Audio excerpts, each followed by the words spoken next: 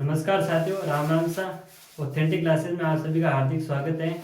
हम राजस्थान का इतिहास पढ़ रहे थे और उसी को आगे लेते हुए आज गुर्जर प्रत्यार राजवंश है उसके बारे में चर्चा करेंगे।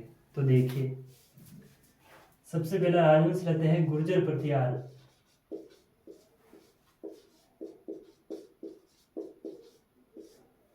ये गुर्जर प्रत्यार दो शब्द है, इसके बारे में चर्चा करते हैं। सबसे पहले गुर्जर शब्द का अर्थ क्या होता है। ये एक स्थान है जिसे कहते हैं गुर्जरात्रा। ये मारवाड़ क्षेत्र के आसपास का क्षेत्र, मतलब जोधपुर के आसपास का क्षेत्र जिसे पहले गुजराता कहते थे, उसी के नाम पर गुर्जर नाम रखा था। अगला है प्रतिहार। ये एक जाति थी। इस प्रत्यार शब्द का अर्थ क्या होता है। इसका अर्थ होता है द्वारपाल। द्वारपाल ये अपने आप को लक्ष्मण का वंशज मानते थे।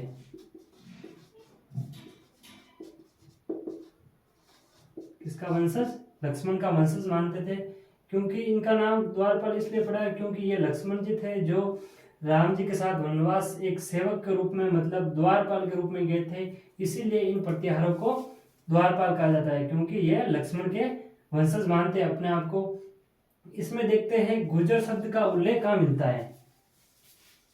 तो इस गुर्जर शब्द का उल्लेख कुछ शिलालेखों या अभिलेखों में मिलता है। तो वे कौन कौन से शिलालेख हैं उसे हम अपने याद करते हैं।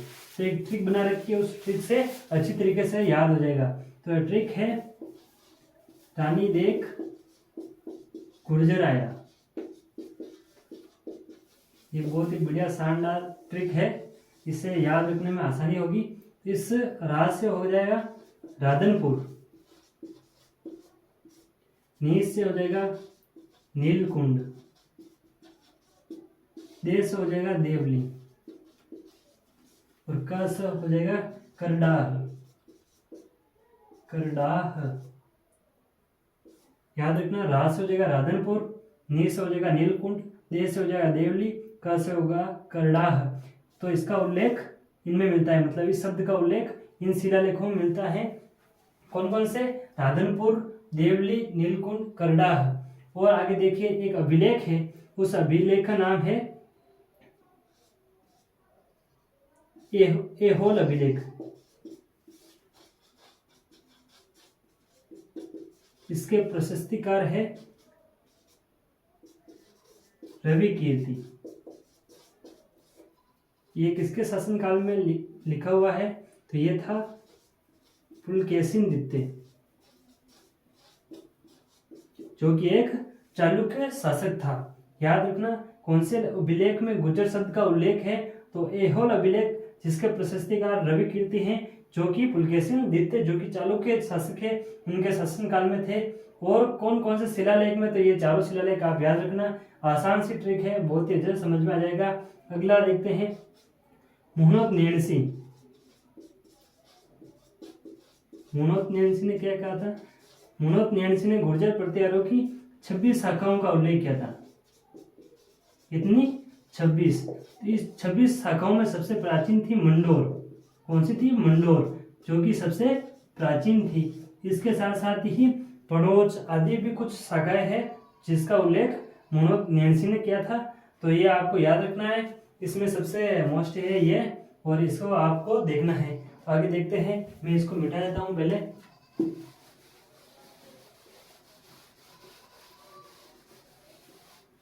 तो ये गुर्जर शब्द संबंधित कुछ साहित्यिक जानकारी, तो साहित्यिक जानकारी को भी देखते हैं।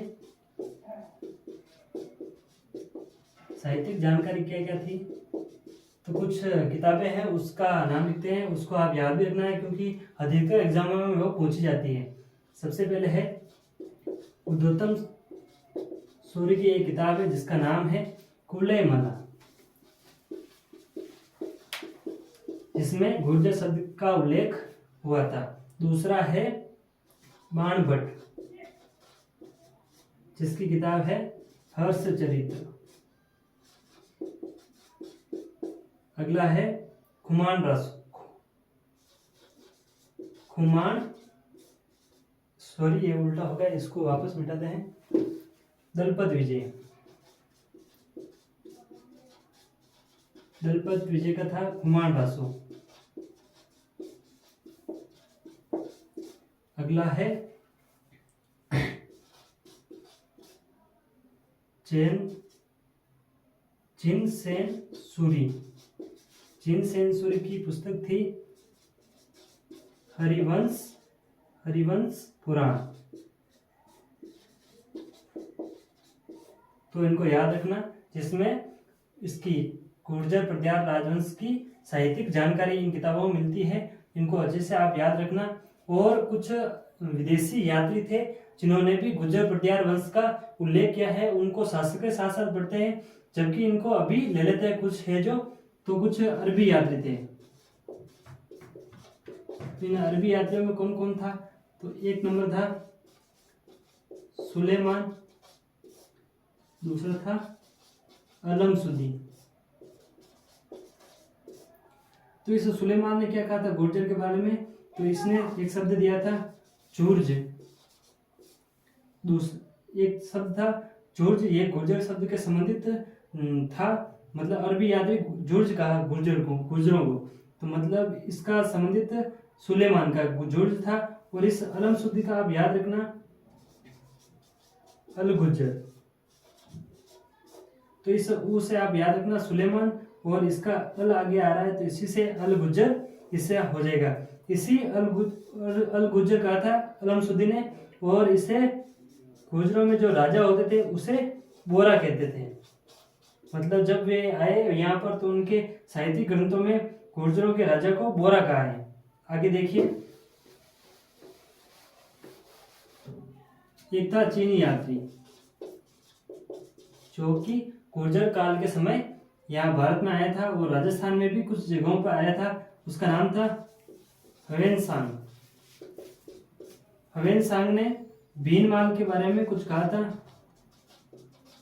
भीनमाल को पिलोमोलो शब्द का प्रयोग भीनमाल के लिए किया था। और गुर्जरों को कहा था कुचोली। यह शब्द गुर्जर राजवंश के संबंधित है जो कि हवेनसांग ने कहा था। आगे देखिए, यह हो गई साहित्यिक जानकारी। आगे देखते हैं कि गुर्जर शब्द के संस्थापक कौन थे, मूल पुरुष कौन थे या आदि पुरुष कौन थे। आदि पुरुष, तो इनके आदि पुरुष जिसे मूल पुरुष या संस्थापक की कह सकते हैं, तो वो थे हरिश्चंद्र, जिसे एक उपाधि प्राप्त थी जो अधिकतर एग्जाम में पूछी जाती है, वो थी रोही लद्दी। याद रखना इसको, क्या उपाधि थी? रोही लद्दी। हरिश्चंद्र ने 2 शादियां की थी, जिसकी एक पत्नी क्षत्रिय थी और एक ब्राह्मणी। तो क्षत्रिय कौन सी थी? क्षत्रिय। दूसरी थी ब्राह्मणी, ब्राह्मण लिख देता हूं। तो क्षत्रिय थी वो थी भद्रा, और ब्राह्मणी जो थी उसका नाम था द्विजात्मा। इस भद्रा के 4 पुत्र होते हैं, तो देखते हैं 4 कौन कौन से हैं। एक था भोजभट्ट, दूसरा था कक, तीसरा था दद्ध और चौथा था रज्जिल। हरिश्चंद्र के क्षत्रिय पत्नी जिसका नाम था भद्रा से 4 संतानों की उत्पत्ति होती है। जिसे याद रखने के छोटा सा शब्द है वो कदर। भोग का अलग याद रख लेना और कदर को अलग याद हो जाएगा। भोग से भोगपट हो जाएगा, क से कक हो जाएगा, द से दद हो जाएगा, र से रजिल हो जाएगा। आगे देखते हैं,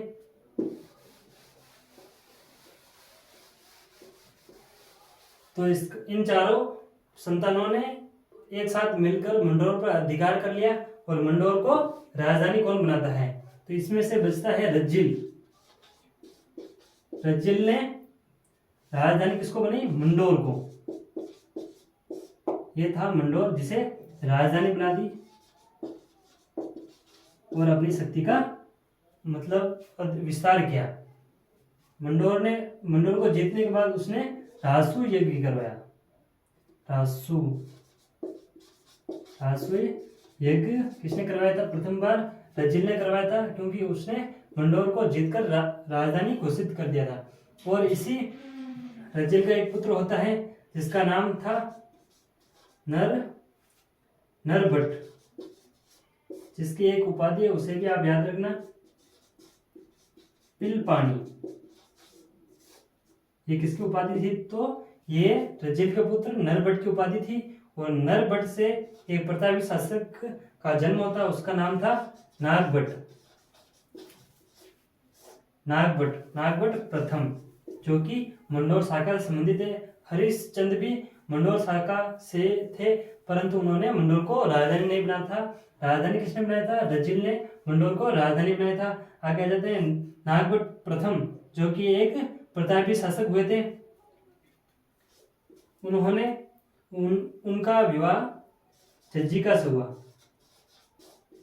और जज्जिका से 2 संतानें उत्पन्न हुई थी, जिसका एक का नाम था भोज और दूसरे का नाम था तात। तो नागभट्ट प्रथम के बाद में भोज शासक बनते हैं, और भोज के बाद में आगे कौन बनते हैं वो आगे देखते हैं। भोज के बाद में बनते हैं सिलुक एक प्रतापी शासक हुए थे। सिलुक के 2 संतान हुई थी, जिसका एक का नाम था बाउक,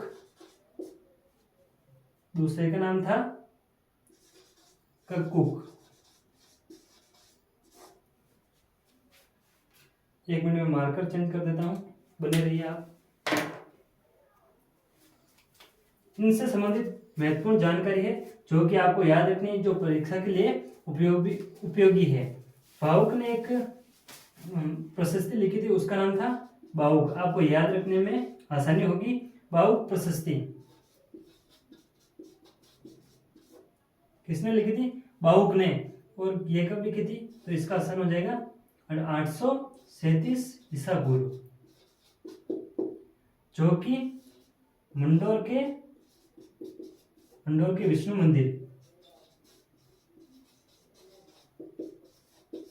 मंदिर में अब भी वर्तमान में लगी हुई है। एक दूसरे पुत्र हुए थे कक्कुक ने संबंधित एक अभिलेख है जो कि बहुत ही ज्यादा महत्वपूर्ण है, जो कि जोधपुर में स्थित है। और उस अभिलेख का नाम था, अभिलेख नहीं था सॉरी, वो शिलालेख था, उसका नाम था गढ़ियाला शिलालेख। गढ़ियाला शिलालेख। इस गढ़ियाला शिलालेख की तिथि क्या थी? तो तिथि थी 861 ईसा पूर्व। और भाषा कौन सी थी? तो भाषा संस्कृत या प्राकृत आप कह सकते हैं।